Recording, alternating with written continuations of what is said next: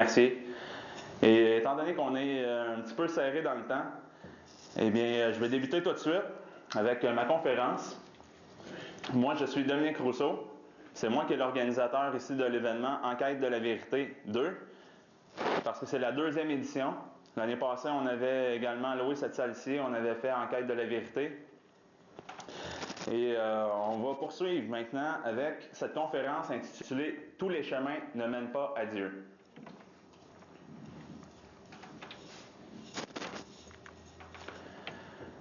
Vous avez probablement déjà entendu ce vieux dicton que tous les chemins mènent à Rome. Mais est-ce qu'il en est ainsi pour accéder à Dieu? C'est une question qui est très d'actualité. Il y a une multitude de religions dans le monde, mais est-ce vraiment du pareil au même? Le 27 octobre 1986, on a vu le pape Jean-Paul II qui avait organisé une journée de prière dans le monde. Il avait réuni tous les plus grands leaders religieux des plus grandes religions mondiales. Et il avait organisé une journée de prière en disant qu'ils priaient tous le même Dieu. Cet événement-là est connu sous le nom de l'Esprit d'Assise. Et lors de cet événement-là, on a vu que le pape Jean-Paul II avait assigné différents locaux de prière à toutes les plus grandes religions. Comme dans l'islam, il leur avait donné une pièce afin qu'ils puissent prier en direction de la Mecque, plus précisément en direction du Kebab, qui est l'endroit le plus sacré sur terre pour eux. Il avait donné également aux Juifs une autre pièce afin qu'ils puissent prier dans un local qui n'avait jamais auparavant été béni dans le nom de Jésus-Christ. Alors, il leur a tous concédé ça. Et un fait étrange, c'est que le pape Benoît XVI, le pape actuel, lui, s'était opposé à ça en 1986 alors qu'il était cardinal. Il accusait les gens, le pape Jean-Paul II, de faire du syncrétisme, c'est-à-dire d'essayer de réconcilier toutes les religions. Et lui-même organisera un autre événement pour commémorer les 25 ans de l'Esprit d'Assise, qui va avoir lieu dans un peu moins de 3 semaines, le 27 octobre. Alors, à la date précise, 25 ans plus tard, ils vont répéter l'événement. Vous pourrez voir ça dans les nouvelles. Mais qu'est-ce que la Bible affirme? Dans Jean, chapitre 14, le verset 6, Jésus lui dit « Je suis le chemin, la vérité et la vie. Et personne ne vient au Père que par moi. » Donc, cette déclaration de Jésus rend l'accès à Dieu le Père entièrement exclusif. Alors, est-ce que les autres religions ont le même discours? Est-ce qu'on peut vraiment s'entendre?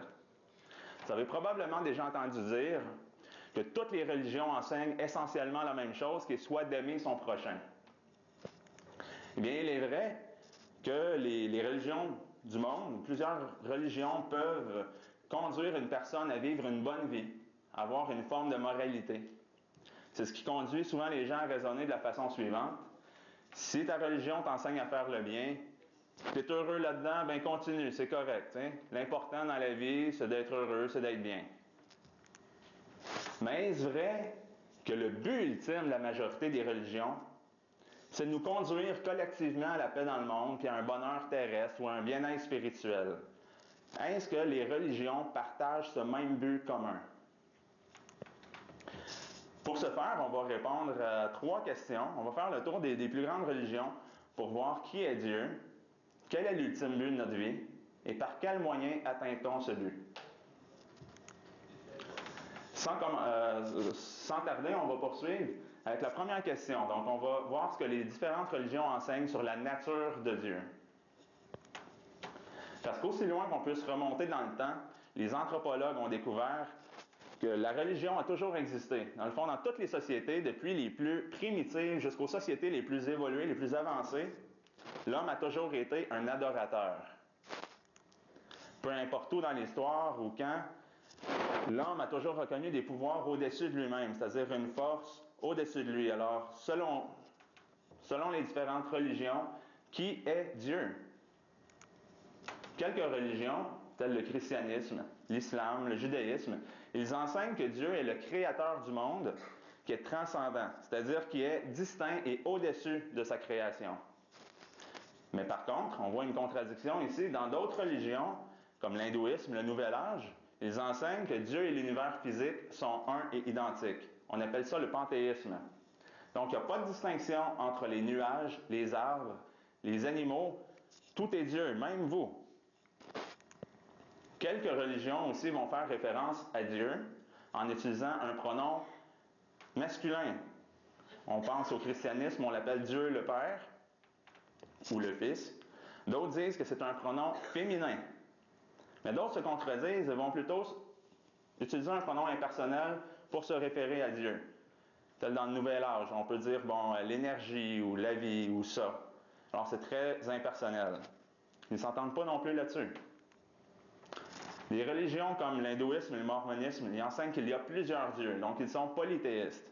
L'hindouisme, elle, enseigne que leur dieu, qui est connu sous le nom de Brahman, s'est manifesté à travers l'histoire sous la forme de 330 divinités inférieures. Et le Nouvel Âge, lui, et l'hindouisme enseignent que les humains sont divins. D'autres religions, par contre, comme le bouddhisme, enseignent que la croyance en Dieu n'est tout simplement pas nécessaire. Alors, le fondateur du bouddhisme, Siddhartha Gautama, connu sous le nom de Bouddha, croyait que de prier ou de croire en Dieu n'était tout simplement pas essentiel. Donc, on a vu, concernant la nature de Dieu, que les religions ne s'accordent pas. Mais est-ce qu'ils ont le même but maintenant? Alors, quel est le but ultime de l'homme d'après les différentes religions du monde? Premièrement, dans le christianisme ou l'islam, ils enseignent que le but à atteindre est la vie éternelle dans un paradis, d'accéder au royaume de Dieu en sa présence. Par contre, pour le bouddhiste, le but ultime consiste à atteindre un état indescriptible de non-existence, c'est-à-dire d'atteindre le parinirvana. Le parinirvana s'atteint lorsqu'une personne réussit à atteindre le nirvana sur Terre, c'est-à-dire le détachement de l'esprit avec les sens du corps, et ainsi il arrive à ne plus faire partie de l'univers physique, parce que pour le bouddhiste, tout ce qui est matériel, tout ce qui est physique est mauvais. Pour la majorité des témoins de Jéhovah, le but ultime est d'avoir la vie éternelle, mais ici-bas sur Terre. Puisque pour eux, la Jérusalem céleste, elle contient seulement 144 000 places, et elle est devenue complète en 1935 quand le nombre d'adeptes de leur organisation a dépassé le cap des 144 000. Donc pour eux, il n'y a plus de place. Mais ils disent quand même qu'ils peuvent travailler pour avoir accès à un paradis terrestre. Donc la terre sera entièrement restaurée. Mais toutefois, ils n'ont pas d'espérance d'être en présence de Dieu, puisque Dieu aura son trône, lui, dans la Jérusalem céleste, un endroit où ils n'auront pas accès pour la plupart. Le but ultime des hindouistes est de pouvoir s'échapper du cycle de la vie, de la mort et de la réincarnation. C'est-à-dire qu'ils croient qu'on a tous déjà été réincarnés des milliers de fois. C'est-à-dire qu'on vit, on meurt, on se réincarne continuellement. Puis ça, c'est jusqu'à ce qu'on ait purgé notre mauvais karma. Donc en Inde, où c'est très pauvre, ils espèrent se libérer de ce cycle-là. Nous, ici en Occident, on a tendance à glorifier la réincarnation. On va dire, je vais me réincarner en prince. Mais en Inde, où c'est très pauvre, ils ont un autre concept quand ils pensent à ça. Ils veulent s'en échapper parce qu'ils sont très conscients qu'ils peuvent aboutir comme un insecte, par exemple. Et leur but, ce n'est pas d'accéder à un paradis en présence de Dieu comme pour le christianisme. Ce qu'ils espèrent en bout de ligne, c'est arriver à être anéantis totalement, d'être absorbés par l'univers et la divinité connue sous le nom de Brahman. Donc on n'a certainement pas le même but. Et maintenant, voyons voir si on a le même moyen pour accéder à nos buts. Alors, par quel moyen attend-on notre but, le but ultime de la vie? La Bible, elle, nous enseigne que nous sommes pécheurs. Et sans Christ, l'homme est voué à la perdition, puisque ses œuvres sont mauvaises. Nous pouvons être réconciliés à Dieu par le sacrifice de Jésus-Christ. Nous sommes sauvés par la grâce de Dieu par le moyen de la foi seule. Et Dieu a promis de régénérer, c'est-à-dire de faire naître de nouveau, quiconque croit en son Fils, en Jésus, sans qui personne n'a accès à Dieu le Père. On l'a lu plus tôt. La Bible met au clair qu'il s'agit d'un don gratuit, un don de Dieu qui ne peut aucunement être mérité par nos œuvres. Donc l'homme ne peut pas gagner son salut, son accès au ciel. L'islam, elle, dit autre chose. Elle dit que l'homme peut gagner son accès au royaume, que la vie éternelle peut être méritée si vous vous soumettez aux lois de Allah. Donc, que vos bonnes œuvres surpassent vos mauvaises. Ils ont le concept de la balance, c'est-à-dire qu'il y a deux anges, un ange qui enregistre les bonnes actions et l'autre ange qui enregistre les mauvaises actions durant toute leur vie. Et ce qu'ils redoutent le plus, c'est la balance au jour du jugement, parce que leur vie va basculer d'un côté ou de l'autre.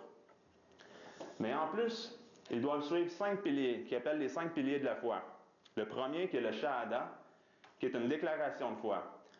Tout musulman dans sa vie doit au moins une fois réciter solennellement cette prière, pas cette prière, mais cette déclaration plutôt, excusez-moi, qu'il n'y a pas d'autre Dieu que Allah et que Mohammed est son prophète. Le deuxième pilier est le Salat, qui est une prière rituelle 5 fois par jour en direction de la Mecque. Troisième pilier, le Zakat, qui est une taxe annuelle obligatoire. Le Sam, qui est un jeûne durant le Ramadan. Et le Hajj, qui est un pèlerinage à la Mecque. Lors de ce pèlerinage-là, c'est-à-dire que tout musulman qui est financièrement capable de se le permettre se doit d'aller au moins une fois dans sa vie faire un pèlerinage à la Mecque, qui est leur cité sainte. Et au milieu de la grande mosquée à la Mecque se trouve le Kaaba, qui est un sanctuaire, qui est l'endroit le plus saint pour eux. Ils doivent marcher 7 fois autour. Et à l'intérieur du Kaaba se trouve, selon leur tradition, leur légende, une pierre qui était blanche et qui aurait été remise à Adam et Ève, à Adam au moment de son expulsion du Jardin d'Éden. Et cette pierre-là servirait à absorber les péchés de l'humanité.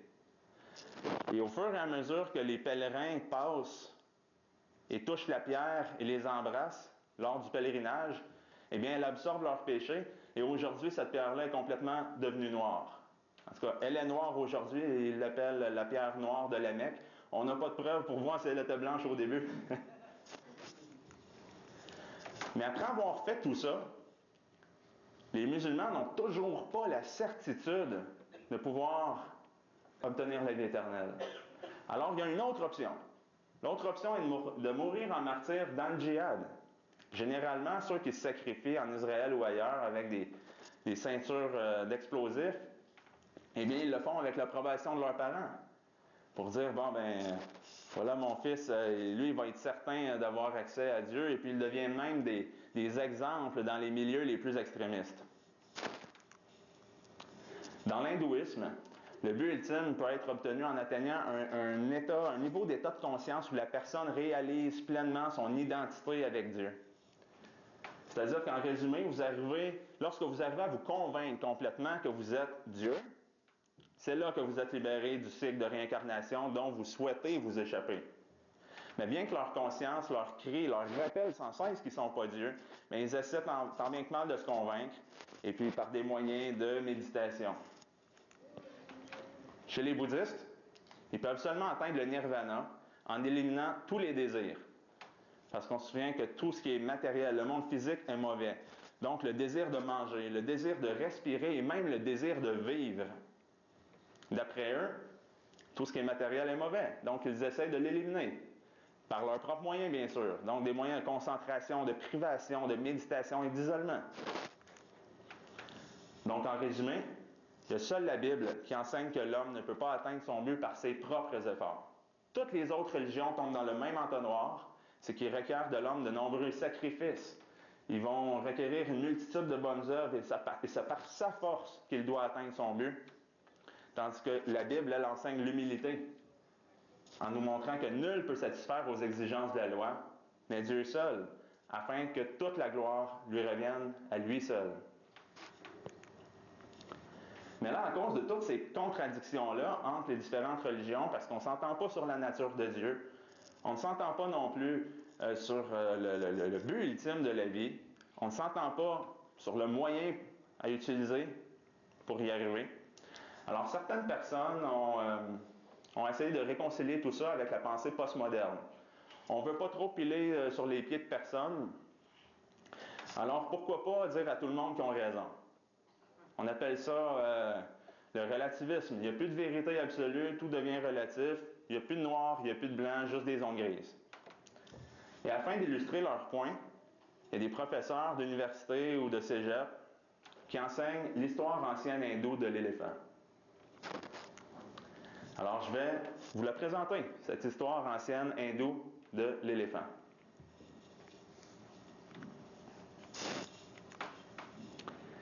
Il s'agit d'une histoire où 6 personnes aveugles sont conduites pour tour à tour s'approcher d'un éléphant et le décrire en le touchant. Essayer de saisir, de comprendre qui il est.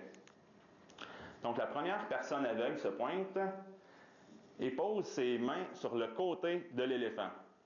Alors elle se dit, eh bien, un éléphant, ça ressemble vraiment à un mur. La deuxième personne aveugle s'approche de l'éléphant et touche ses oreilles qui se mettent à s'agiter d'un sens et de l'autre pour éloigner les moustiques.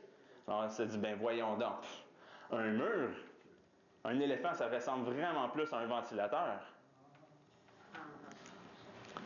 La troisième personne aveugle, elle, se présente et attrape la trompe de l'éléphant. Et là, il sent la trompe de l'éléphant se courber et bouger dans tous les sens.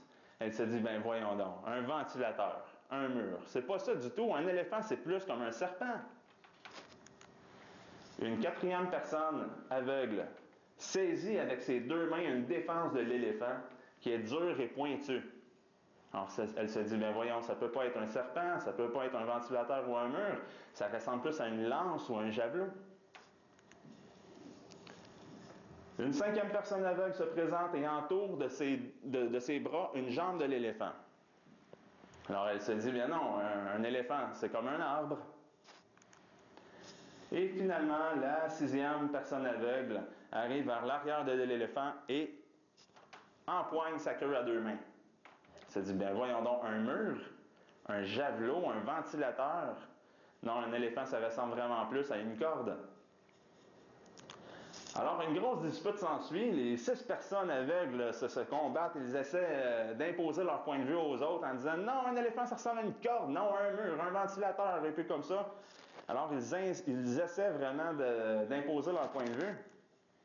Jusqu'à ce qu'un homme qui n'est pas aveugle et qui a tout observé au loin intervienne. Et l'homme met fin à la dispute, à la bataille, en leur donnant tous raison, en disant « Oui, un éléphant peut ressembler à un mur, un ventilateur, un serpent, à une lance, à un arbre ou une corde. Donc, personne n'a entièrement tort. » Dans cette histoire-là, l'éléphant est supposé être une image de Dieu, si vous avez bien saisi. Les personnes aveugles représentent des gens de différentes croyances, qui sont tous convaincus d'avoir raison, mais sans vraiment le savoir, parce qu'ils sont aveugles. Normalement, cette histoire-là sert à vous persuader que les humains sont comme les hommes aveugles dans la vraie vie. En d'autres mots, on peut tous détenir la vérité, mais personne ne peut être certain. En ce qui concerne Dieu, toutes les religions arrivent à adorer ou à rejoindre le même Dieu, mais d'un point de vue différent. Ce qui revient à la croyance de dire que tous les chemins mènent à Dieu. Mais il y a de gros problèmes avec cette histoire-là. Voilà le problème. J'en ai énuméré 3. Le premier, c'est que l'histoire ne prouve rien du tout. C'est simplement une histoire qui peut ressembler davantage à un conte. Il n'y a aucune preuve donnée. Une personne peut trouver la parabole intéressante et être en accord avec l'histoire parce que ça lui plaît, ça le rejoint. Mais personne ne peut établir ses fondements moraux sur cette histoire-là de façon objective. Parce qu'il s'agit uniquement d'une histoire fictive. C'est-à-dire c'est l'opinion de quelqu'un. On appelle ça une assertion. Et c'est gratuit et invérifiable. Donc, il n'y a pas de bonne raison ou de preuve donnée pour démontrer que l'histoire est vraie. Et donc, la relation est vraiment comme ça entre les hommes et Dieu. Donc, une personne va utiliser cette histoire-là pour aider à expliquer son point de vue, mais ça ne veut pas dire que son point de vue est valide. Le deuxième problème, c'est que l'auteur de l'histoire est humain. Alors, peut-être que vous vous direz, pourquoi est-ce un problème que l'auteur de l'histoire soit humain? Eh bien, c'en est un. Si les 6 aveugles représentent tous les humains de différentes croyances, l'auteur même de cette histoire serait aussi un aveugle et ne pourrait donc pas détenir la vérité et être certain de sa propre interprétation. Donc, si quelqu'un vous enseigne cette histoire-là, posez-lui la question suivante. Pourquoi devrais-je croire que l'histoire décrit comment les choses sont réellement? Parce qu'il ne nous a donné aucune bonne raison de croire que dans la vie, ça se déroule comme ça. Au contraire même, j'ai d'excellentes raisons de croire que ça ne se déroule pas comme ça. Et pourquoi?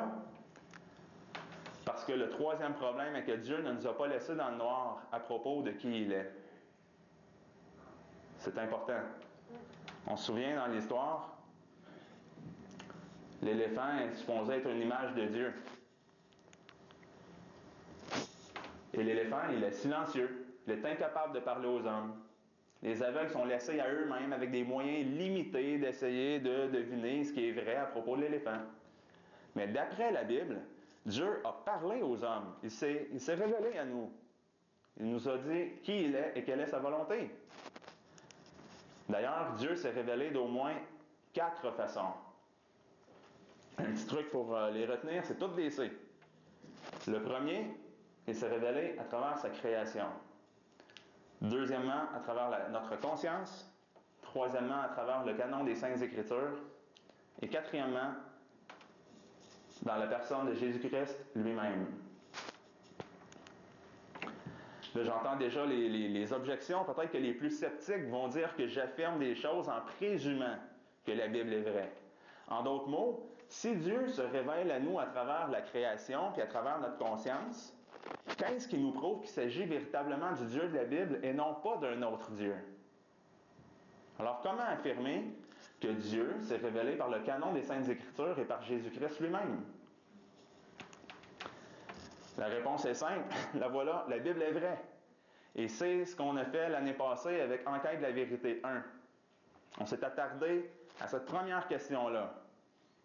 Donc, je vous invite à consulter le premier coffret pour ceux qui auraient peut-être des doutes quant à la véracité de la Bible.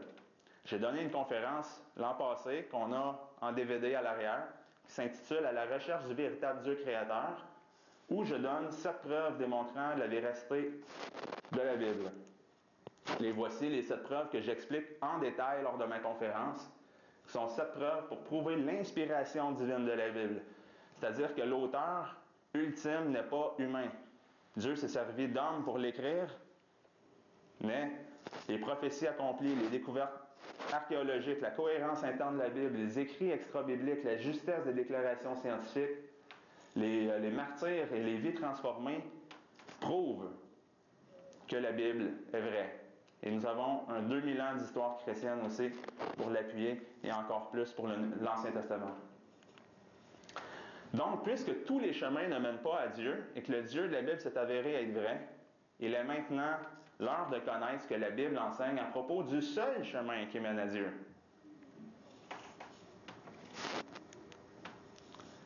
Qu'est-ce que la Bible dit? La Bible nous enseigne que nous sommes tous pécheurs et privés de la gloire de Dieu. Alors, qu'est-ce que ça veut dire, ça? Pour le comprendre, on va aller voir quelle est la définition biblique du péché. Le péché est une transgression de la loi. Et de quelle loi s'agit-il? Dieu a donné 10 commandements à Moïse, qu'il a lui-même inscrit sur 2 tables de pierre. Alors, vous pourrez lire peut-être, pour ceux qui ne sont pas familiers, le livre de l'Exode. Et puis, on va passer en révision avec vous les 10 commandements, parce que c'est toujours bon de se les rappeler. Le premier, tu n'auras point d'autre Dieu devant ma face. Le deuxième, tu ne te feras point d'image taillée, ni aucune ressemblance des choses qui sont là-haut, dans les cieux, ni si bas sur la terre, ni dans les eaux sous la terre. Et tu ne te prosterneras point devant elles, et tu ne les serviras point, car je suis l'Éternel ton Dieu, un Dieu jaloux. Donc, on parle ici d'idolâtrie. Le troisième commandement, tu ne prendras point le nom de l'Éternel ton Dieu en vain. Donc, pas de blasphème. Quatrièmement, souviens-toi du jour du repos pour le sanctifier. Tu travailleras 6 jours, tu feras toute ton œuvre, mais le 7e est le jour de repos. Cinquièmement, honore ton père et ta mère, afin que tes jours soient prolongés sur la terre que l'Éternel, ton Dieu, te donne. Alors, c'est un commandement à laquelle une bénédiction, une belle promesse est rattachée. Sixièmement, tu ne tueras point. Septièmement, tu ne commettras point d'adultère. Huitièmement, tu ne déroberas point. Neuvièmement, tu ne diras point de faux témoignages contre ton prochain. Et dixièmement, tu ne convoiteras point la maison de ton prochain, tu ne convoiteras point sa femme, ni son auto, ni sa tondeuse, ni rien. Pas de convoitise. Alors, on a un grave problème, là. si vous vous êtes réellement regardé dans le miroir de la loi, vous devriez tout de suite lever les deux mains en l'air et dire « je me rends ». Le problème est encore plus grand parce qu'il est écrit que maudit celui qui n'accomplit pas les paroles de cette loi en les mettant en pratique. Et le Nouveau Testament pousse encore plus loin dans Jacques, chapitre 2, au verset 10, il est écrit « Car quiconque aura observé toute la loi, s'il vient à pécher dans un seul point, il devient coupable de tous. » Ouch! Avez-vous déjà menti? Ou avez-vous déjà volé quelque chose ou ne pas respecté le jour de repos? Ou avez-vous déjà ne pas aimé Dieu de toutes vos forces? Eh bien, si la réponse est oui, eh bien, vous avez déshonoré tous les autres points, au même titre que celui qui a tué, qui a commis l'adultère ou autre. Alors, souvenez-vous que tous sont pécheurs. C'est ce qu'on a lu. Il n'y entrera rien de souillé, ni personne qui s'adonne à l'abomination et au mensonge, mais ceux-là seuls qui sont écrits dans le livre de vie de l'agneau. Alors, quelle est la destination des hommes souillés par leurs péchés? Eh bien, leur part est dans l'étang ardent de feu et de soufre. Alors, quiconque n'est pas écrit dans le livre de vie sera jeté dans l'étang de feu. Alors, vous vous dites sûrement que si tous sont pécheurs, on s'en va tous en même place. Parce que la Bible demande notre condamnation à cause de notre péché. Et c'est la justice de Dieu. Ce serait parfaitement juste.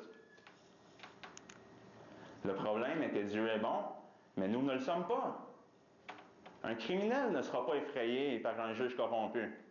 Parce qu'il est comme lui, le juge est comme lui, il va pouvoir le soudoyer. Et puis, mais le criminel, lui, il aura peur d'un bon juge, puisqu'il jugera justement. Il est droit. Alors, pour ce faire, nous allons voir à quel Dieu nous avons affaire. Pour ce faire, j'aime bien la description que Dieu fait de lui-même devant Moïse. L'Éternel passa devant lui et cria, « L'Éternel, l'Éternel, le Dieu miséricordieux et compatissant, lent à la colère, abondant en grâce et en fidélité, qui conserve sa grâce jusqu'à 1000 générations, qui pardonne l'iniquité, le crime et le péché, mais ne tient point le coupable pour innocent, qui punit l'iniquité des pères sur les enfants des enfants, jusqu'à la 3e et à la 4e génération. » Et quelle fut la réaction de Moïse après avoir entendu ça? Il a prié, s'est empressé à s'agenouiller au sol pour l'adorer. Alors maintenant, à quoi sert la loi? Pourquoi est-ce que Dieu nous a révélé sa loi? Eh bien, elle sert afin que toute bouche soit fermée, que tout le monde soit reconnu coupable devant Dieu. Parce que personne ne sera justifié devant lui, c'est-à-dire par les œuvres de la loi. Et c'est la loi qui donne la connaissance du péché. Mais la loi sert à quelque chose d'autre aussi. Dans Galates 3,24, il est écrit « La loi a été notre conducteur pour nous mener à Christ, afin que nous fussions justifiés par la foi. » C'est important, la loi a cette fonction-là aussi. En résumé, la loi ne fait que nous enseigner notre condition de pécheur afin de nous amener à Christ humilié pour que nous puissions être justifiés par le moyen de la foi seule. La loi ne nous aide pas, elle nous laisse sans aide. La loi ne nous justifie pas, elle nous rend coupables devant un Dieu juste et saint. Et la loi nous démontre à quel point nous sommes souillés de péché et désespérément dans le besoin que Dieu nous lave de nos souillures. Ce qui nous conduit maintenant au plus grand dilemme de la foi chrétienne. Le plus grand dilemme de la foi chrétienne, à travers l'histoire, si vous consultez les anciens écrits, n'a jamais été comment est-ce qu'un Dieu d'amour, bon, juste et saint, fait pour envoyer des hommes pécheurs dans un étang de feu. C'est pas ça. Le plus grand dilemme de la foi chrétienne a toujours été comment Dieu peut-il être bon et juste, être à la fois le justificateur des méchants? Quand sa parole nous enseigne que celui qui déclare juste le méchant et celui qui déclare le méchant juste sont tous deux en abomination à l'Éternel. Est-ce que Dieu peut être en abomination envers lui-même? Certainement pas. Alors, pour résoudre ce dilemme, Dieu avait un plan depuis toute éternité. Un plan pour le résoudre afin de manifester tous ses attributs pour sa gloire. Et pour mieux comprendre son plan, le plan de Dieu, nous allons remonter le temps jusqu'au premier péché de l'homme dans la Genèse. Alors, je vais lire en intégrale, ça vaut la peine. Or, Adam et Ève et sa femme étaient tous deux nus. Ils n'en avaient point honte. Or, le serpent était le plus fin de tous les animaux des champs que l'Éternel Dieu avait fait. Et il dit à la femme, « Quoi?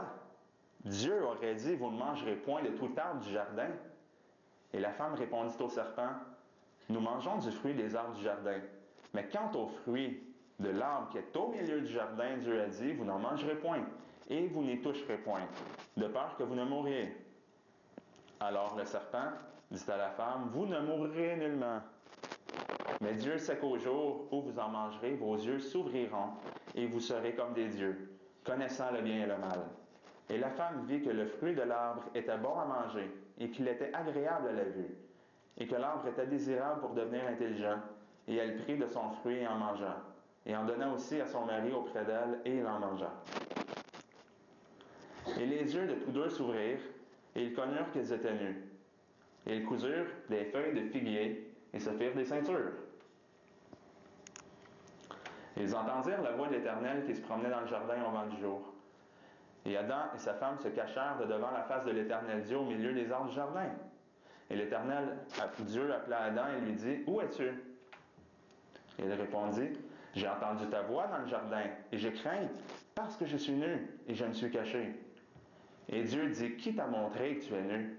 As-tu mangé de l'arbre dont je t'avais ordonné de ne pas manger? » Et Adam répondit, « La femme que tu as mise auprès de moi m'a donné du fruit de l'arbre, et j'en ai mangé. » Et l'Éternel Dieu dit à la femme, « Pourquoi as-tu fait cela? » Et la femme répondit, « Le serpent m'a séduite et j'en ai mangé. » Alors on peut voir la tendance de l'homme de toujours rejeter le blâme sur quelqu'un d'autre. Alors Adam, en faisant ça, il met le blâme sur sa femme et un peu même sur Dieu, en disant, « C'est la femme que tu m'as donnée, Dieu. » Et la femme rejette le blâme sur le serpent. Alors qu'est-ce que Dieu a fait pour remédier à la situation? Eh bien, Dieu a augmenté les douleurs de la femme qui enfante, l'a éveillé sa passion pour son mari et a établi l'autorité de l'homme sur elle. Dieu a maudit le sol afin que l'homme doive travailler durement pour en récolter le fruit. Mais Dieu a également prophétisé ceci au sujet du serpent. « Je mettrai inimitié entre toi et la femme, entre ta postérité et sa postérité. Celle-ci t'écrasera la tête et toi tu la blesseras au talon. » Alors, souvenez-vous de ça.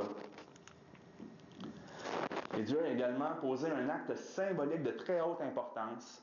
Dieu a couvert leur nudité. Et l'Éternel Dieu fit à Adam et à sa femme des robes de peau et les en revêtit. Donc, on a vu plus tôt que Adam et Ève, ils étaient nus dans le jardin, inconscients de leur nudité. Ils ont transgressé le commandement de Dieu de ne pas manger de l'arbre, du fruit de l'arbre défendu. À ce moment-là, ils ont pris connaissance qu'ils étaient nus. Ils sont allés se cacher, se sont fait des ceintures avec des feuilles de figuier. Ils ont essayé, par leurs propres efforts, de couvrir leur nudité. Mais, franchement, une ceinture avec des feuilles de figuier, c'est pas très, très efficace. Un petit coup de vent, une feuille repart au vent, puis la nudité remonte. Alors, on voit que c'est Dieu lui-même qui est efficace, qui a pourvu un moyen afin de couvrir leur nudité en tuant un animal et en les recouvrant, c'est-à-dire d'un habit de peau. Une autre histoire que j'aimerais vous partager est la foi d'Abraham qui a été éprouvée. Dieu a demandé à Abraham de prendre son unique fils, celui que tu aimes, Isaac, et lui a demandé de l'offrir en holocauste.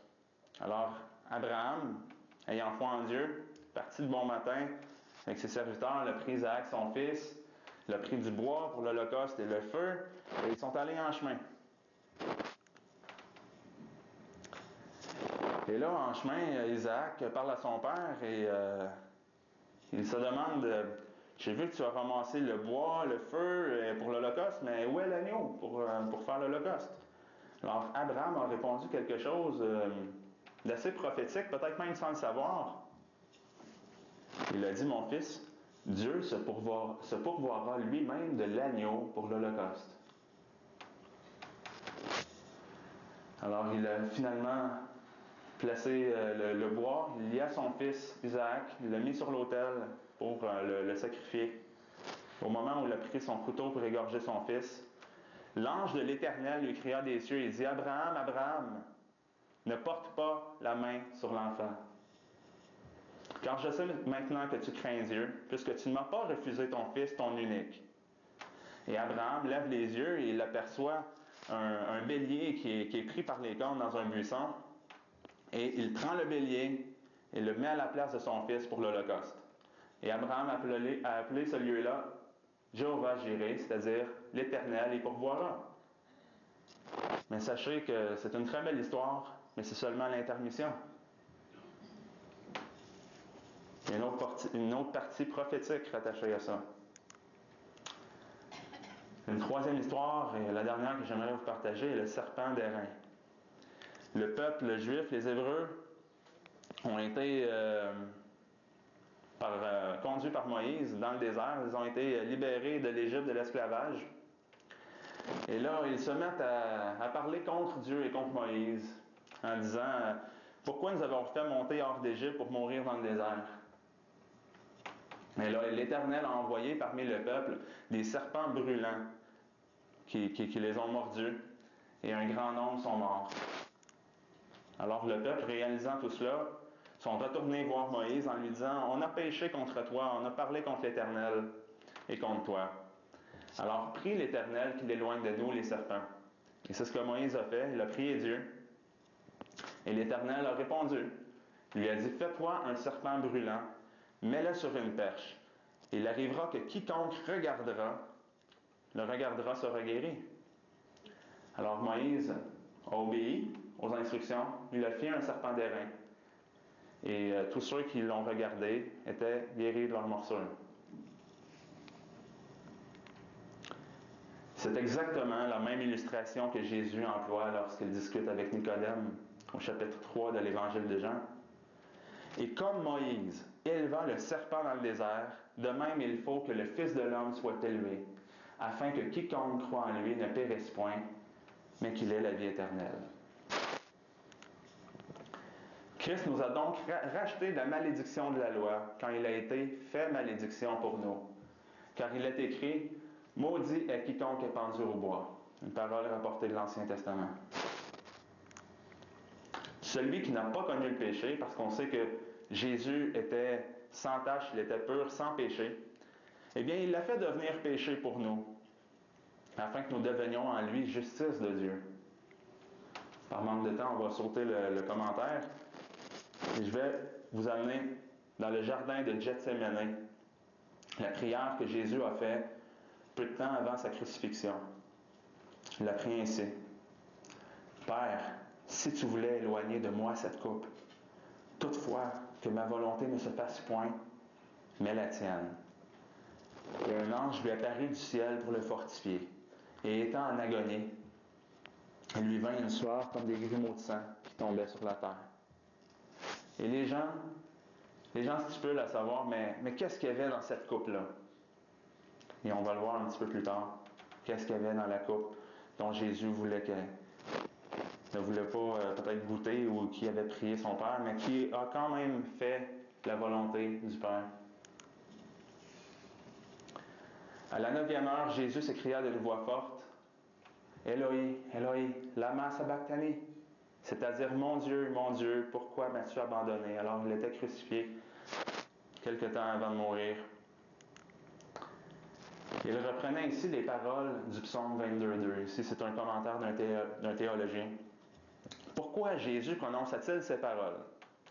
Eh bien, parce que les ténèbres étaient tombées sur la terre et aussi sur lui. Il faisait ainsi l'amère expérience de la séparation d'avec Dieu. Et il goûta l'entière colère de Dieu.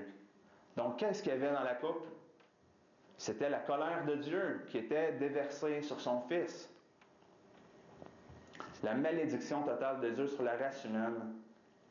Et il savait que quiconque est pendu au bois est maudit.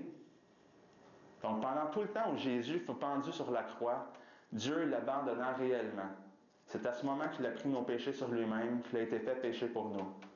Donc, le fait d'être pendu, attaché à la croix, c'est comme s'il était rejeté par le ciel et la terre. Il était pendu entre les deux. Et Dieu, qui ne peut pas voir le péché, c'est pourquoi il a détourné sa face. Et si dans le jardin de Gethsémani, comme on a vu plus tôt, un ange était venu pour le réconforter, pour le fortifier, et bien sur la croix, personne ne vint à son secours pour l'encourager. C'était le prix que Jésus dut payer pour notre rédemption, pour nous délivrer de la colère de Dieu. C'était cela donner sa vie en rançon pour beaucoup. Et je vous ai parlé tout à l'heure que Dieu avait un plan de toute éternité pour résoudre le dilemme. Eh bien, 800 ans, il y a 800 ans avant la venue de Jésus-Christ sur la terre, le prophète Ésaïe avait écrit ceci. Dans le chapitre 53, vous le lirez au complet, ça vaut la peine. Mais il a plu à l'Éternel de le frapper. Il l'a mis dans la souffrance. Après avoir offert sa vie en sacrifice pour le péché, il se verra de la postérité, il prolongera ses jours, et le bon plaisir de l'Éternel prospérera dans ses mains. C'était déjà prévu dans son histoire, dans l'histoire de Dieu, dans son plan. Un plan parfait. Car le Fils de l'homme est venu non pour être servi, mais pour servir et pour donner sa vie en rançon pour plusieurs. Le terme rançon en grec est loutron, qui signifie un prix payé pour libérer un prisonnier. Et quand on rajoute anti devant comme anti-loutron, ça insinue que c'est pour autrui, donc une substitution équivalente. Sachant que vous avez été rachetés de la vaine manière de vivre que vous aviez hérité de vos pères, non par des choses périssables. Donc Jésus a payé pour notre rançon. Il nous a rachetés, mais pas par de l'argent ou de l'or, mais par un sang précieux comme d'un agneau sans défaut et sans tache. Car Dieu a tant aimé le monde qu'il a donné son Fils unique, afin que quiconque croit en lui ne périsse point, mais qu'il ait la vie éternelle. Car Dieu n'a pas envoyé son Fils dans le monde pour condamner le monde, mais afin que le monde soit sauvé par lui. Celui qui croit en lui n'est point condamné, mais celui qui ne croit point est déjà condamné, parce qu'il n'a pas cru au nom du Fils unique de Dieu. Donc, vous vous souvenez, plus tôt, on a parlé de l'histoire d'Abraham. Dieu avait demandé à Abraham qu'il sacrifie son fils, Isaac, son unique fils. Et c'est exactement ce que Dieu a lui-même fait. Il nous a donné son unique fils. Et il l'a sacrifié pour nous. Alors, s'accomplissait ainsi ce que Abraham avait prophétisé, sans peut-être même le savoir. Celui qui croit au Fils a la vie éternelle, mais celui qui désobéit au Fils ne verra point la vie. Mais la colère de Dieu demeure sur lui. Donc on a vu que la colère de Dieu a été déversée sur Jésus. Alors, celui qui est en Christ n'a pas à expérimenter cette colère-là. Jésus a déjà tout payé d'avance pour nous. Mais celui qui désobéit au Fils, la colère de Dieu demeure sur lui. Car vous êtes sauvés par la grâce, par le moyen de la foi, et cela ne vient pas de vous, c'est le don de Dieu. Et ce n'est point par les œuvres afin que personne ne se glorifie. Alors maintenant, je vais entrer dans un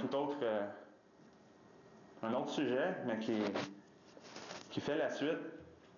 J'ai fait cette section-là principalement parce que l'année passée, lors d'une conférence, de cette conférence-ci, en quête de la vérité, il y avait une période de questions et puis il y a une jeune fille qui est ici présente qui m'a posé la question: comment puis-je être certaine d'être né de nouveau, d'être sauvé? Puisque Jésus, dans sa rencontre avec Nicodème, un juif, un pharisien, lui a dit: en vérité, je te dis que si un homme ne naît de nouveau, il ne peut voir le royaume de Dieu. Pour moi, c'était la question la plus importante que pas. On avait parlais de beaucoup de sujets. Mais comment est-ce qu'on peut être certain? Parce que je vous ai donné le message, ce n'est pas par nos œuvres, c'est par la foi. Christ a déjà tout fait pour nous. Mais comment est-ce que maintenant on peut être certain si Dieu a vraiment opéré ça en nous, c'est-à-dire de nous faire naître de nouveau? Est-ce qu'on peut obtenir une assurance de salut en se basant sur une prière qu'on a faite? Et puisque le salut s'obtient par la foi seule, comment pouvons-nous être certains de croire réellement? Parce qu'ici, on ne parle pas d'avoir foi en la foi. Devons-nous faire confiance à notre jugement afin de savoir si nous sommes sincères dans nos cœurs? Alors, est-ce qu'on peut se fier vraiment sur notre propre sincérité de cœur afin de savoir si on est régénéré ou pas? La Bible se prononce là-dessus. Il y a une telle voie qui semble droite à l'homme, mais dont l'issue est la voie de la mort. Et toutes les voies de l'homme sont droites à ses yeux, mais c'est l'Éternel qui pèse les cœurs. Jérémie 17,9.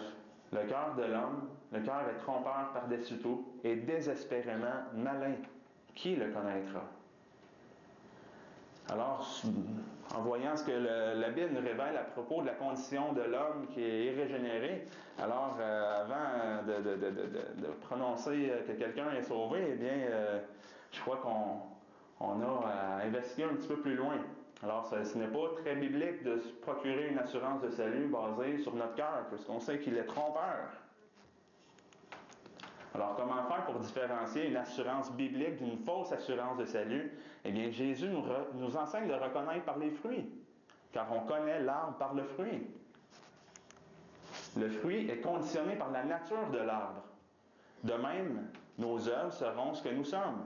Si nous sommes du monde, notre fruit sera mondain. Et si nous sommes de l'esprit, nous produirons un fruit spirituel. Parfois, un mauvais arbre semble donner de bons fruits et nous sommes trompés. Quelqu'un peut affirmer « Je suis chrétien, je crois ». Pendant un certain temps, il peut agir en chrétien, mais tôt ou tard, il se trahit. Et Pierre décrivait de telles personnes comme étant détruits à peine lavés, qui retournent se vautrer dans le bourbier. On peut toujours laver un cochon, mais sa véritable nature n'en sera pas changée. Il retournera dans la boue. Il en est de même pour les faux chrétiens. Et là, le choc, c'est que certains vont être surpris. Puisque Jésus nous a enseigné ceci, ce n'est pas tout homme qui me dit « Seigneur, Seigneur » qui entrera dans le royaume des cieux, mais celui qui fait la volonté de mon Père qui est dans les cieux. Plusieurs me diront, c'est pas quelques-uns là, c'est plusieurs me diront en ce jour-là « Seigneur, Seigneur, n'avons-nous pas prophétisé en ton nom, n'avons-nous pas chassé les démons en ton nom et n'avons-nous pas fait plusieurs miracles en ton nom? » Et je leur dirai ouvertement « Je ne vous ai jamais connus. Retirez-vous de moi, vous qui faites métier d'iniquité. » Alors, évitons les mauvaises surprises. Tout de suite.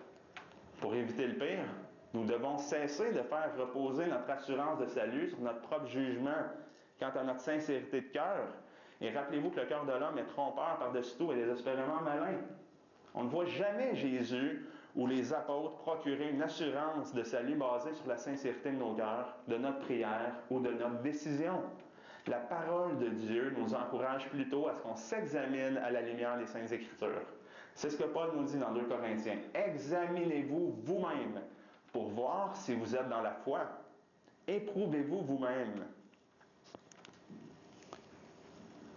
Alors moi je vous dis, arrêtons de traiter le glorieux évangile superficiellement. Le problème est qu'on réduit le glorieux évangile de Christ à poser une simple série de questions et qu'ensuite on récite une prière avec la personne qu'on évangélise. Et là, après que la personne a répété la prière, on lui dit qu'elle est sauvée si elle a prié avec sincérité. Mais on ne lui donne pas de piste à savoir tu vas vivre cette expérience-là où tu vas voir des fruits apparaître dans ta vie si vraiment Dieu t'a régénéré. Alors, si la personne continue à vivre comme si rien n'avait changé, eh bien, c'est pas grave, parce que du moment que la personne s'est dite sincère dans son cœur, eh bien, on la déclare sauvée. Et ça, ce n'est pas biblique. De cette manière, on guide la personne qui peut-être a été sauvée par la grâce de Dieu, c'est pas ça le point, mais on la guide tout de même vers une fausse assurance de salut, puisqu'on ne lui laisse aucune piste. pouvant lui indiquer si Dieu l'a transformé ou non. La première erreur est de poser les mauvaises questions. Sais-tu que tu es un pécheur? Franchement, là, on a lu plus tôt que tous sont pécheurs, et puis allez demander au diable s'il n'est pas pécheur. Il vous répondrait sûrement, ben oui, puis je suis le meilleur en plus. Alors ce n'est pas tout de savoir qu'on est pécheur. La vraie question est, lorsque vous avez entendu l'Évangile, est-ce que Dieu a tellement travaillé dans votre cœur pour commencer une œuvre de repentance, de sorte que votre conception du péché a changé, ce qui a entraîné un changement de comportement? Je ne veux pas parler d'une repentance parfaite ou d'un changement parfait de mentalité, mais est-ce qu'il y a des évidences que Dieu est à l'œuvre dans votre vie, de sorte que le péché que vous aimiez autrefois, vous le détestez aujourd'hui? Est-ce qu'il y a un désir de vouloir fuir le péché comme si un dragon vous courait après? La deuxième mauvaise question, veux-tu aller au paradis? Mais qui ne voudrait pas y aller? Le problème, c'est que la majorité des gens ne voudraient pas que le Dieu de la Bible soit là en même temps qu'eux. C'est triste, mais c'est vrai. La vraie question, est-ce que Dieu a travaillé dans votre vie au point où l'a fait de vous ses serviteurs? Est-ce que Jésus est précieux pour vous? Il ne faut pas seulement s'accrocher à Jésus comme une assurance contre le feu, là. Est-ce que vous aimez Jésus au point d'aimer ses enseignements, d'aimer ses commandements? Désirez-vous le suivre selon ses termes à lui et vous soumettre à sa volonté? Car ceci est l'amour de Dieu, c'est que nous gardions ses commandements. Et ces commandements ne sont pas pénibles. C'est un point important. Parce que tout ce qui est né de Dieu est victorieux du monde. Et la victoire qui a vaincu le monde, c'est notre foi.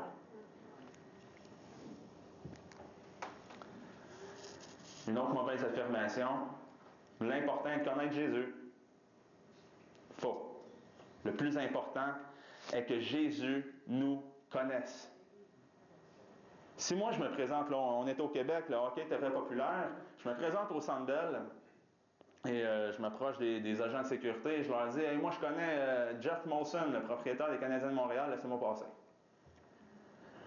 Je pense pas qu'ils vont me laisser rentrer. Oui, oui, je l'ai déjà vu à la TV, je le connais très bien, Jeff Molson, oui.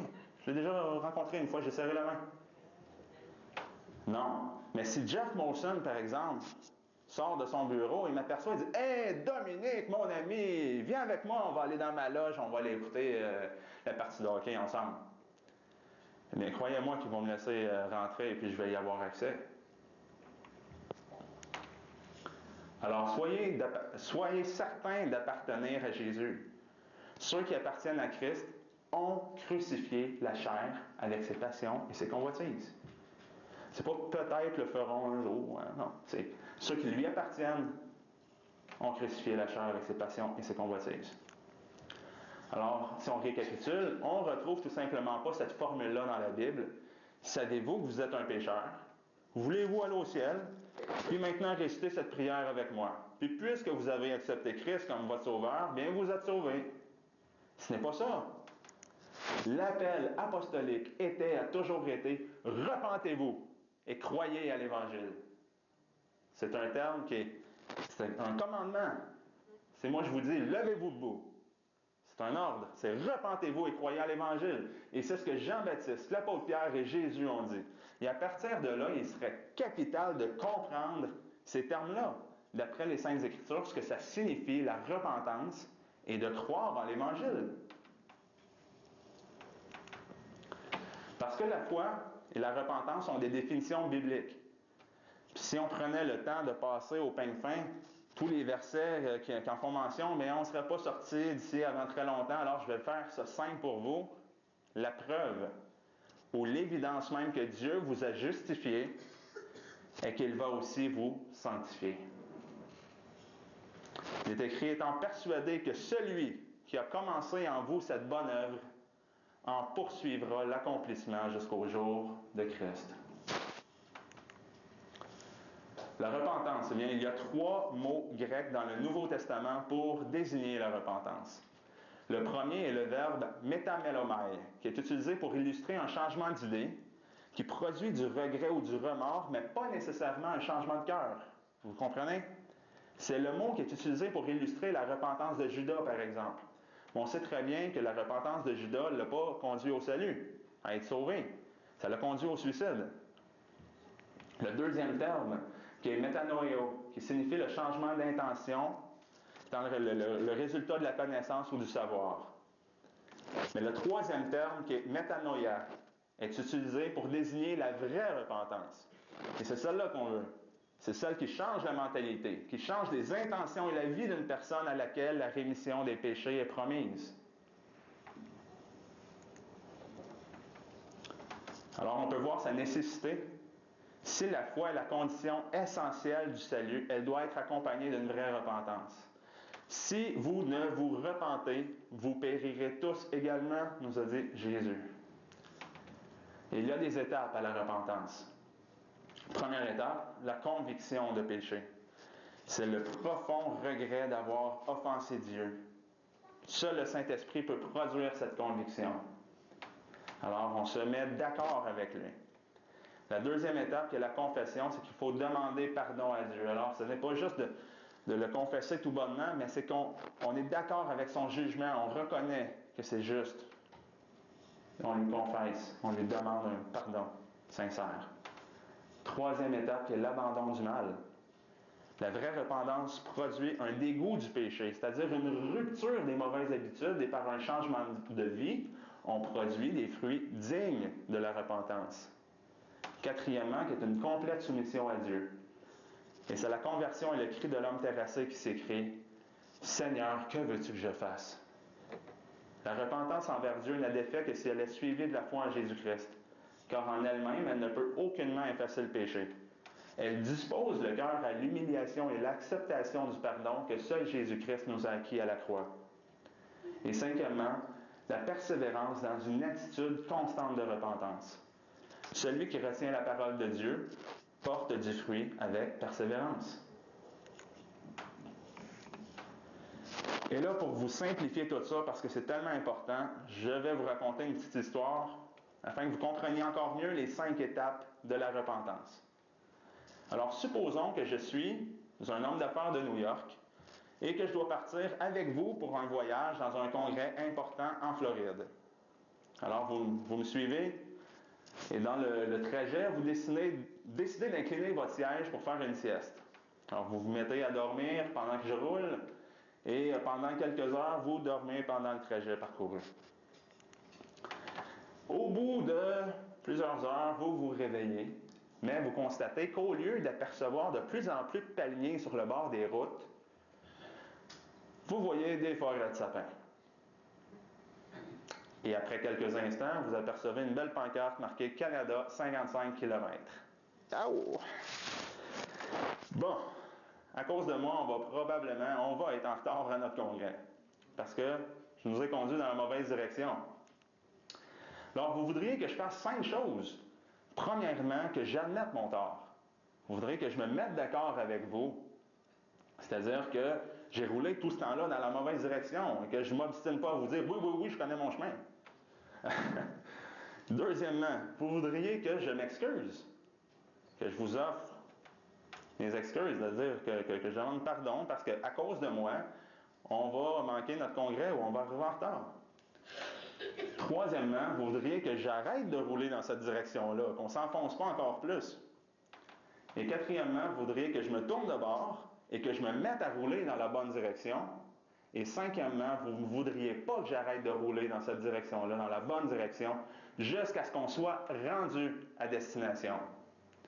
Alors, vous pouvez faire la même analogie avec l'homme pécheur qui se repent. Il admet son péché, il reconnaît son péché. Il demande pardon à Dieu. Et il arrête de perpétuer ce péché-là.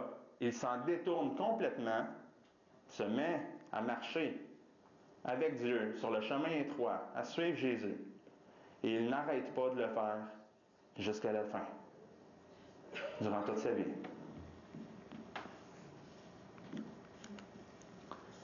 Maintenant, qu'est-ce que croire en l'Évangile?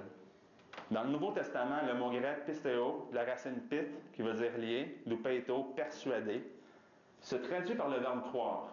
Et l'ensemble des mots de cette famille-là pistéo, pistos et pistis, revient plus de 550 fois dans le Nouveau Testament et souligne l'importance centrale de la foi dans l'œuvre salvatrice de Dieu en Christ. Alors, abandonnant toute confiance en ses propres efforts, en ses moyens, pour mériter le salut, l'homme met son entière confiance en Christ crucifié et en lui seul pour recevoir le salut et tout ce que ce mot implique. Mais la Bible parle de deux sortes de foi, c'est-à-dire la foi morte et la foi vivante. Pour mieux l'illustrer, je vais vous raconter cette histoire. Dans Jean au chapitre 8, Jésus s'adresse à des Juifs. Et Jésus dit donc aux Juifs qui avaient cru en lui. Alors je l'ai surligné parce que c'est la Bible qui affirme même que ces Juifs-là avaient cru en lui. Il lui dit, si vous demeurez dans ma parole, vous êtes véritablement mes disciples. Alors, est-ce que ces Juifs-là avaient vraiment une foi vivante? Je dis ce que j'ai vu chez mon Père, et vous aussi, vous faites ce que vous avez vu chez votre Père. Ça, c'est la continuation du discours. Ils lui répondirent, notre Père est Abraham. Jésus leur dit, si vous étiez des enfants d'Abraham, vous feriez les œuvres d'Abraham. Mais vous faites les œuvres de votre Père. Ils lui dirent donc, nous ne sommes point issus de la fornication, nous avons un seul Père et c'est Dieu. Jésus leur dit, si Dieu était votre Père, vous m'aimeriez. Parce que c'est de Dieu que je suis issu et que je viens.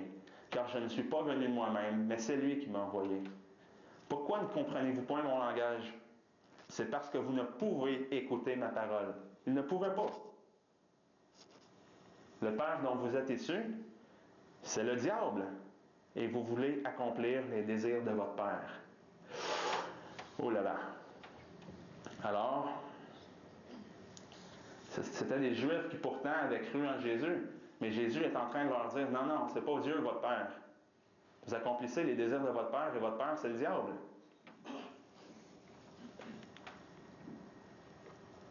Dans le Nouveau Testament, dans Jean au chapitre 2, il l'explique encore mieux.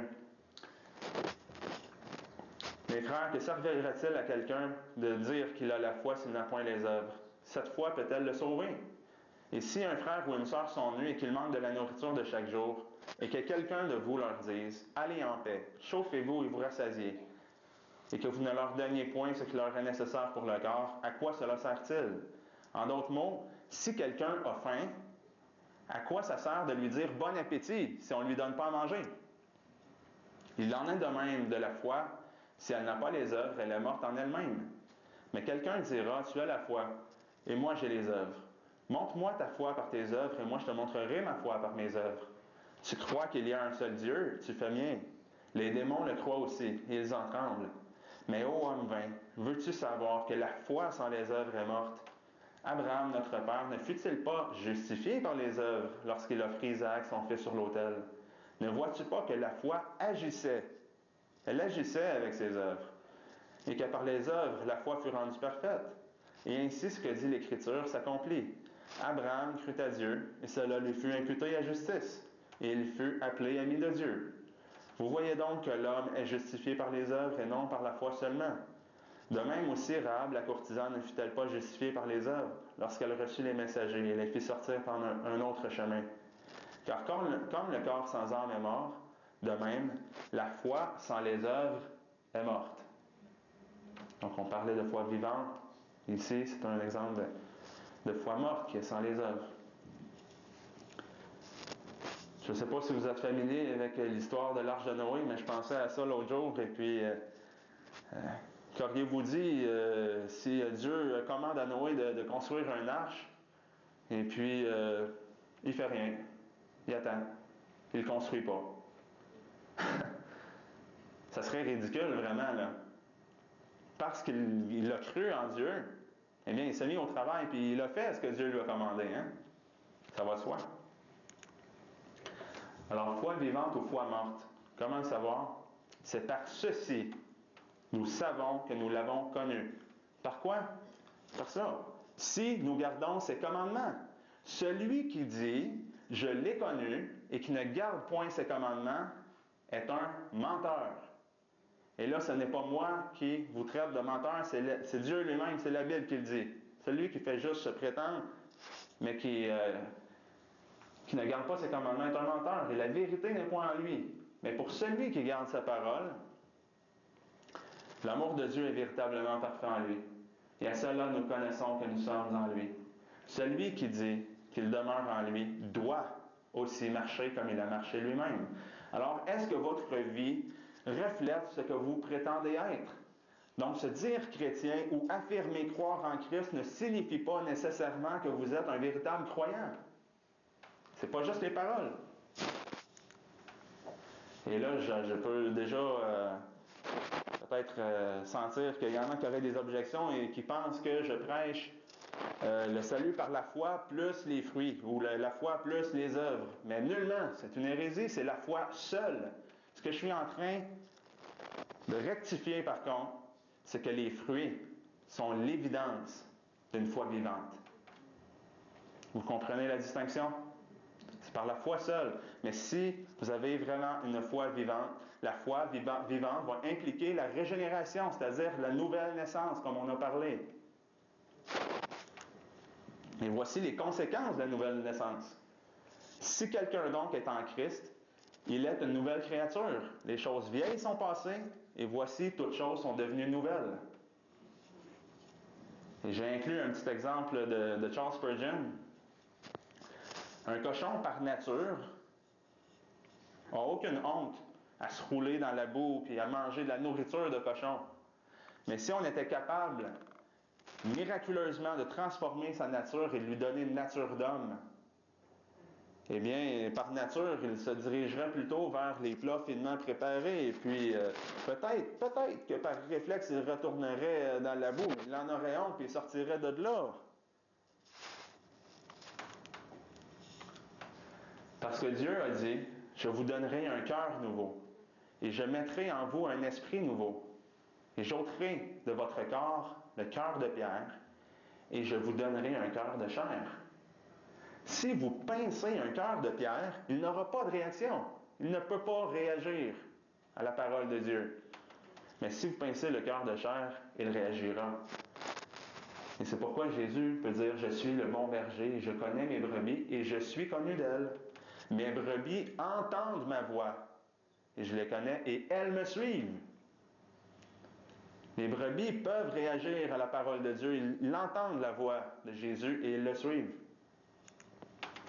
Alors, la nouvelle naissance, elle implique deux réalités. Premièrement, il n'y a plus de condamnation pour ceux qui sont en Christ. Ils deviennent co-héritiers et obtiendront la vie éternelle. Deuxièmement, le péché ne règne plus dans la vie de celui qui est né de nouveau. Nos décisions, nos réactions, nos pensées sont ultimement déterminées par notre nature. Il est écrit, parmi lesquels nous vivions tous autrefois selon les convoitises de notre chair, accomplissant les désirs de la chair et de nos pensées, et nous étions par nature des enfants de colère comme les autres. Mais la régénération change notre nature. C'est Dieu qui opère un miracle encore plus grand que la création. C'est qu'à partir d'une masse corrompue, il la retransforme et recrée une nouvelle créature. À partir d'un bouc, il crée une brebis.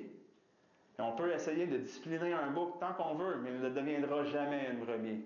Car seul Dieu peut miraculeusement transformer un bouc en brebis. Alors voyons maintenant le problème. Le problème, le péché, qui se manifeste de deux façons. Premièrement, la condamnation. Et ce problème est réglé par la justification. On croit en Jésus-Christ et sa justice nous est imputée devant Dieu. Donc la justification prend en charge la conséquence de la condamnation.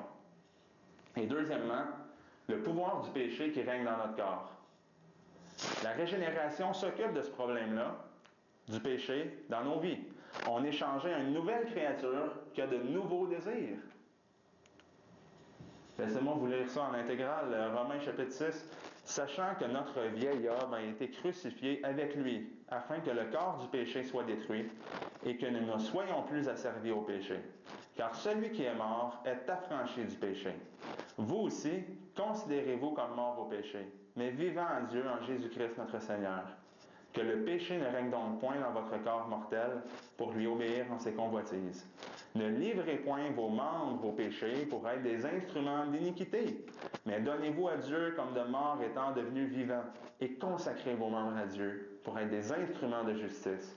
Car le péché ne dominera pas sur vous, parce que vous n'êtes point sous la loi, mais sous la grâce. Quoi donc?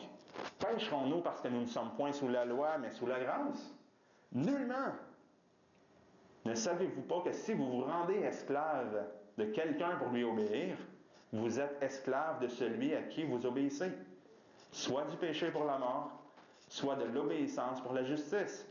Mais grâce soit rendue à Dieu, de ce qu'après avoir été esclave du péché, vous avez obéi de cœur à la règle de doctrine qui vous a été donnée. En ayant été affranchis du péché, vous êtes devenus esclaves de la justice. Mais maintenant affranchis du péché et esclaves de Dieu, vous en retirez pour fruit la sainteté et pour fin la vie éternelle. Car le salaire du péché, c'est la mort, mais le don de Dieu, c'est la vie éternelle en Jésus-Christ, notre Seigneur. Donc on voit dans la Bible qu'il y a seulement deux options. Il n'y a pas d'entre-deux. Il y a le chemin large qui mène à la perdition, et il y a le chemin étroit qui mène à la vie. Il y a la porte large, spacieuse est la porte qui mène à la perdition, mais étroite est la porte, et resserrée la voie qui mène à la vie, il y en a peu qui la trouvent. Il y a les boucs à gauche, il y a les brebis à droite. Il y a le mauvais arbre qui porte de mauvais fruits, et il y a le bon arbre qui porte de bons fruits. Et puis un fait intéressant à noter, c'est que tout arbre qui ne porte point de bons fruits est coupé et jeté au feu. Pourquoi je l'ai surligné? C'est parce que un arbre stérile qui ne porte pas de bons fruits est coupé et jeté au feu. C'est un arbre inutile. C'est pas marqué tout arbre qui porte de mauvais fruits est coupé et jeté au feu. Mais tout arbre qui ne porte pas de bons fruits est coupé et jeté au feu. Le bon arbre qui ne peut pas porter de mauvais fruits ne parle pas d'une vie chrétienne parfaite, là. Au contraire, un chrétien doit être humble et admettre qu'il pêche à l'occasion. Les autres passages, tels que 1 Jean 3,6, 1 Jean 5,18, parlent d'un style de vie. La nouvelle nature de celui qui est régénéré produira des fruits dignes de repentance. Il ne sert rien à l'homme de s'efforcer à produire par lui-même de bons fruits, c'est-à-dire par ses propres efforts. Si la nature de l'arbre est mauvaise, il ne pourra pas produire de bons fruits avec persévérance. Mais si l'arbre est bon, il va produire naturellement de bons fruits. Donc, on ne verra jamais ça dans la nature, un pommier qui s'efforce, pouf, là, il y a une pomme qui apparaît. Non, si l'arbre est bon, il va porter du fruit. Et Jésus a dit, je suis le cep, et vous les sarments. Celui qui demeure en moi, et en qui je demeure, porte beaucoup de fruits. Car sans moi, vous ne pouvez rien faire. Il n'a pas dit, va peut-être porter un peu de fruits. Peut-être. Peut-être un jour. Ou, non. Il a dit, celui qui demeure en moi porte beaucoup de fruits. Et sans Jésus, on ne peut rien faire. Et si quelqu'un ne demeure pas en moi, il est jeté dehors comme le sarment et il sèche. Puis on ramasse les sarments et on les jette au feu et ils brûlent. Alors j'aimerais emmener tout le monde, dans le fond, à une auto-examination. C'est ce qu'on peut faire à partir du premier épître de Jean. Dans 1 Jean, il nous a donné au moins 10 points, 10 révélations dans lesquelles on peut s'auto-s'examiner. Alors faites-le pour vous-même, pas pour votre voisin. Premier point, être en communion avec les autres chrétiens.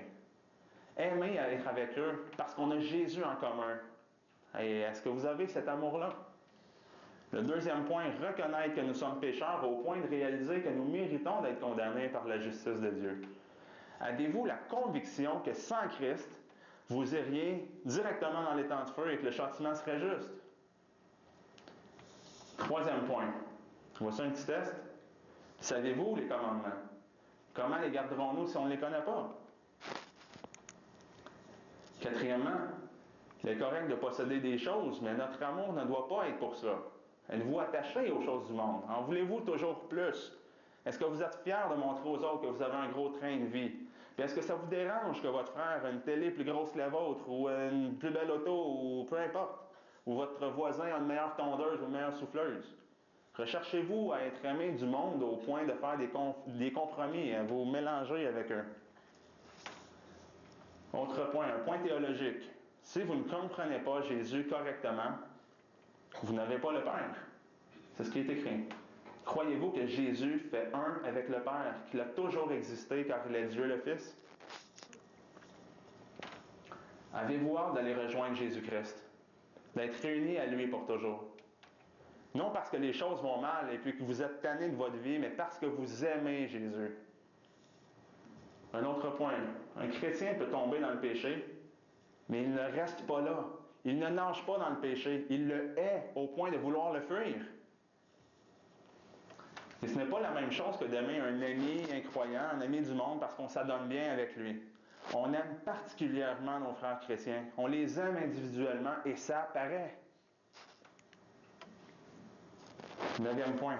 Aimez-vous entendre la parole de Dieu? Un chrétien va aimer se nourrir de la saine doctrine pour en apprendre plus à propos de Jésus. Et finalement, quand était la dernière fois que vous avez confessé Christ comme Fils de Dieu et votre Sauveur à l'extérieur de l'Église? Non à quelqu'un qui vous en parle, mais à quelqu'un que vous avez ciblé parce que vous savez qu'il ne s'est pas repenti et qu'il n'est pas sauvé. Vous êtes allé vers lui parce que vous aimez votre Seigneur et puis vous partagez votre foi aux autres parce que vous savez ultimement que l'importance de cela. Mais vous ne vous empêchez pas de le faire de peur de déplaire. Alors, c'est 10 points qui nous sont donnés par Dieu pour nous indiquer si on est vraiment né de nouveau. On peut se mesurer à ça. Puis là, je sais qu'il y en a qui écoutent les vidéos et qui doivent se demander, mais ça prend combien pour passer, tu sais? 6 sur 10, 7 sur 10. Puis honnêtement, moi, je ne le sais pas du tout. J'aurais tendance à croire que c'est 10 sur 10. Mais peut-être que sur certains points, ils sont moins développés que d'autres. Peut-être qu'on est simplement en train de les développer et de marcher dans cette direction-là. Alors, ce n'est pas une question de perfection, mais une question de direction, si vous me suivez. Alors, un petit truc. Posez-vous la question, est-ce que vous êtes plus sain aujourd'hui que vous l'étiez l'année passée? Ou depuis le moment de votre conversion? Vous devriez voir un chemin qui est parcouru. C'est que, rappelez-vous que Dieu va poursuivre cette bonne œuvre en vous. Il va l'accomplir jusqu'au jour de Christ. Et puis vous pouvez interroger vos proches. Demandez à votre partenaire de vie s'il voit un fruit de repentance dans votre vie, etc. Donc, en conclusion, c'est pourquoi, frères, étudiez-vous, d'autant plus à affermir votre vocation et votre élection. Car en faisant cela, vous ne broncherez jamais. Et ainsi l'entrée dans le royaume éternel de notre Seigneur et Sauveur Jésus-Christ vous sera pleinement accordée. Donc c'est l'exhortation à ce que chacun puisse vraiment s'auto-examiner à la lumière des Saintes Écritures. La parole de Dieu est vivante et efficace, et plus pénétrante qu'aucune épée à 2 tranchants, perçant jusqu'à la division de l'âme et de l'esprit, des jointures et des moelles, et jugeant des pensées et des intentions du cœur. Et ma parole n'est-elle pas comme un feu, dit l'Éternel, et comme un marteau qui brise le roc? Alors oui, aujourd'hui, j'ai été direct. J'ai peut-être été dur. Mais j'ai utilisé la parole de Dieu comme une arme pour détruire les raisonnements et toute hauteur qui s'élève contre la connaissance de Dieu et amener toute pensée captive à l'obéissance de Christ. On se souvient tantôt du cœur de pierre et du cœur de chair. Eh bien, c'est par la parole qui est utilisée comme un marteau qui peut effectivement briser votre cœur, vous amener à l'humiliation. Et si vous avez peut-être des doutes quant à savoir si vous êtes vraiment né de nouveau ou si vous êtes nouveau dans la foi ou vous n'avez jamais entendu l'Évangile encore, eh bien, voici ce qu'il nous a dit. Cherchez l'Éternel pendant qu'il se trouve. Invoquez-le tandis qu'il est prêt. Que le méchant abandonne sa voie et l'homme injuste ses pensées, qu'il retourne à l'Éternel, qui aura pitié de lui et à notre Dieu, car il pardonne abondamment. Car mes pensées ne sont pas vos pensées, et vos voix ne sont pas mes voix, dit l'Éternel. Car autant les cieux sont élevés au-dessus de la terre, autant mes voix sont élevées au-dessus de vos voix, et mes pensées au-dessus de vos pensées. Car comme la pluie et la neige descendent des cieux, ils ne retournent pas sans avoir arrosé et fécondé la terre et l'avoir fait produire pour donner de la semence au semeur et du pain à celui qui mange, Ainsi en est-il de ma parole qui sort de ma bouche. Elle ne retourne pas à moi sans effet, sans avoir fait ce que j'ai voulu et accompli l'œuvre pour laquelle je l'ai envoyée. Vous demandez et vous ne recevez point parce que vous demandez mal, et dans la vue de satisfaire à vos plaisirs. Hommes et femmes adultères, ne savez-vous pas que l'amour du monde est une inimitié contre Dieu? Qui voudra donc être ami du monde se rendra ennemi de Dieu. Pensez-vous que l'Écriture parle en vain? L'Esprit qui habite en nous a-t-il des désirs qui portent à l'envie? Au contraire, il accorde une grâce plus grande. C'est pourquoi l'Écriture dit « Dieu résiste aux orgueilleux, mais il fait grâce aux humbles. Soumettez-vous donc à Dieu, résistez au diable et il s'enfuira de vous. Approchez-vous de Dieu et il s'approchera de vous. Pécheurs, nettoyez vos mains, et vous qui avez le cœur partagé, purifiez vos cœurs. Sentez vos misères et soyez dans le deuil, et pleurez, et que votre rire se change en pleurs, et votre joie en tristesse. Humiliez-vous devant le Seigneur, et il vous élèvera. » Et pour conclure, voici cette histoire enseignée par Jésus-Christ lui-même.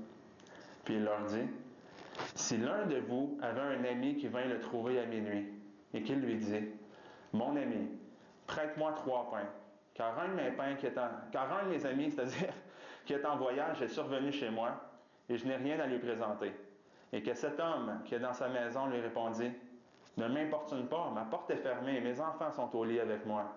Je ne saurais me lever pour t'en donner. Je vous dis que quand même, il ne se lèverait pas pour lui en donner, parce qu'il est son ami. Il se lèverait à cause de son importunité. Il lui en donnerait autant qu'il en aurait besoin. Moi aussi, je vous dis, demandez et on vous donnera. Cherchez et vous trouverez. Heurtez et on vous ouvrira. Car quiconque demande reçoit, et qui cherche trouve, et on ouvrira celui qui heurte. Qui est le père d'entre vous qui donne à son fils une pierre lorsqu'il lui demande du pain? Ou s'il lui demande du poisson, lui donnerait-il un serpent au lieu d'un poisson? Ou encore, s'il lui demande un œuf, lui donnerait-il un scorpion?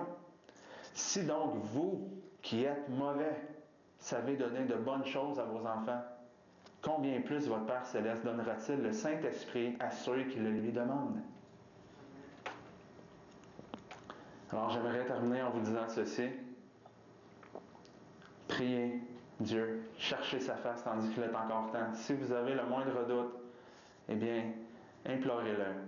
Et puis priez instamment, jusqu'à ce que vous ayez la ferme assurance, la conviction que Christ est pleinement formé en vous. Je vous remercie vraiment beaucoup de toute votre attention.